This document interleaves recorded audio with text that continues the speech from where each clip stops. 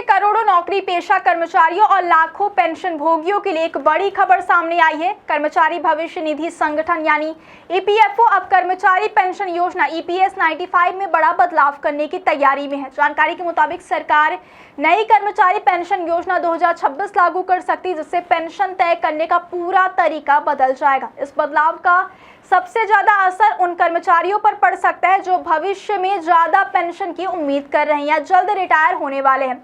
अभी तक पेंशन की गणना रिटायरमेंट से पहले की अंतिम सैलरी या आखिरी कुछ वर्षों के औसत वेतन के आधार पर ज्यादा फायदेमंद मानी जाती थी, लेकिन नई व्यवस्था में कर्मचारी की पूरी नौकरी अवधि के औसत वेतन को आधार बनाया जाएगा। यानी नौकरी की शुरुआत में कम वेतन पाने वाले कर्मचारियों को नुकसान हो सकता है।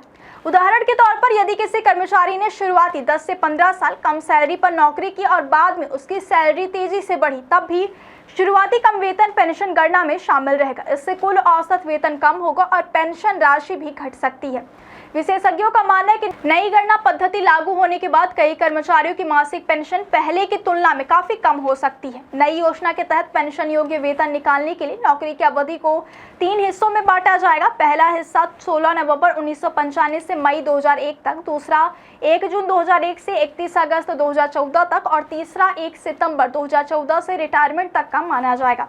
इन तीनों अवधियों के औसत वेतन को जोड़कर संयुक्त औसत तैयार किया जाएगा और उसी आधार पर पेंशन तय होगी।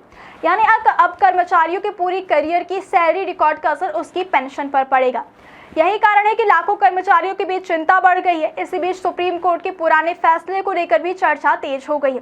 नवंबर 2022 में सुप्रीम कोर्ट ने कहा था कि पेंशन की गणना अंतिम 60 महीनों के औसत वेतन के आधार पर होनी चाहिए, लेकिन जनवरी 2025 में जारी ईपीएफओ के आदेश में प्रोरेटा आधार पर पेंशन तय करने की बात कही गई है, जिसके बाद विवाद और बढ़ गया है। इस नई व्यवस्था को लेकर देश के कई हाईकोर्ट में याचिकाएं भी दायर की गई हैं। कर्मचारियों का कहना है कि उससे उनकी भविष्य की आर्थिक सुरक्षा प्रभावित होगी और उन्हें उम्मीद से कम पेंशन मिलेगी। वहीं हायर पेंशन स्कीम को लेकर भी चिंताएं बढ़ रही हैं। चर्चा है कि नई कर्मचारी पेंशन योजना 2026 लागू होने के बाद हायर पेंशन का विकल्प खत्म किया जा सकता है।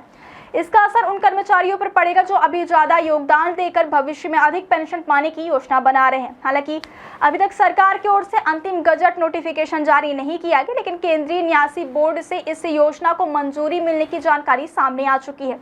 यानी अब सिर्फ आधिकारिक घोषणा बाकी है। अगर यह नई व्यवस्था लागू होती तो देश भर के करोड़ों कर्मचारियों की रिटायरमेंट प्लानिंग और भविष्य की आर्थिक सुरक्षा पर इसका सीधा असर देखने को मिल सकता है।